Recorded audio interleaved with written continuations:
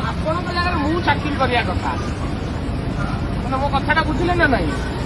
ମାନେ ମୁଁ ଯେତିକି କହିବି ଆପଣ ସେତିକି ବାଟ ଯିବେ ସାଇନେଜ ଗାଡି ରାସ୍ତାରେ ମେନ୍ ରୋଡରେ କାମ ହବ ଦିନ ରାତି ମିଡିଆ ଉଠୁଛି ବଢୁଛି ସାଇନେଜ ଆଗରେ ପଛରେ ଦିଟା ଦେବେନି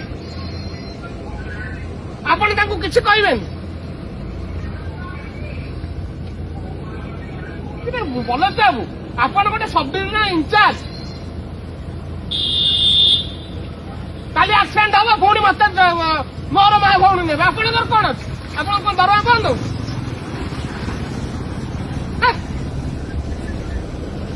କଣ ଛାଡନ୍ତୁ ବା ଫାଲତୁ କଥା ମତେ